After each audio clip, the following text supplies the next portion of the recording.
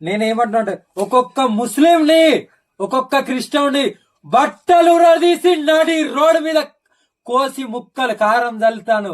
నా ధర్మం గురించి గాని, నా ఆడపిల్లల గురించి గాని గోహత్యని ఆపకపోతే ఒక్కొక్క ముస్లింని ఉరికిచ్చి కొడతాను. ఇది కొట్టకపోతే నా సనాతన ధర్మాన్ని నేను కాపాడుకున్నంత అలా లేకుండానే ఉంటది. అందు గురించి నేను నా పోరాటాన్ని ఎవరు గాని ఆపలేరు, ఆపబోరు కూడా. నీకు దమ్ముంటే నన్ను ఆపి చూడు, నా ధర్మాన్ని ఆపి చూడు.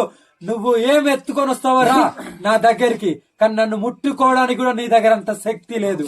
ఒక్కొక్క ముస్లింని గాని ఇక్కడ ఇదే హిందుస్థాన్ లో లేకుండా చేసే బాధ్యత నాది. ఇక్కడ అందరు హిందువులే ఉండాలి. ఇది హిందూ దేశం, హిందూ రాష్ట్ర, హిందూ దేశం. నేను ఇది కూడా చెప్తున్నాను, హిందువుని ముట్టాలంటే గజ గజ గజ గజ పట్టాలి. ఒక్కొక్క తల్వార్ హత్యారు దిగుతుంది. అలాంటి చేయబోతున్నాము.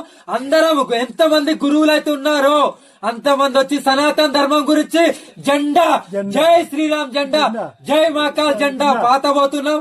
ఈ కుంభమేళ తర్వాత ఒక్కొక్క ముస్లింని ఇదే హిందుస్థాన్ నుండి బయట పంపకపోతే పక్కడు ఎట్లా చేస్తామంటే ఒక్కొక్కరిని ఉరికిచ్చి గుడ్డలూడదీసి కొడతాం.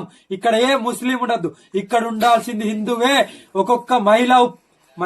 ఒక్కొక్క ఆడపిల్ల మీద మీరు ఎలా చేస్తున్నారు, ఒక్కొక్క గోహత్య మీరు ఎలా చేస్తున్నారు, వాటిని కాపాడే బాధ్యత నాకుంది. నా ధర్మాన్ని కాపాడే బాధ్యత నాకుంది. కాబట్టి ఎవరిని క్షమించేది లేదు. ఈ కుంభమేళ తర్వాత మీకు ఒక్కొక్క పోరాటం అంటే ఏందో మీ తలలు తెగేంత వరకు మేము ఊరుకునేది లేదు.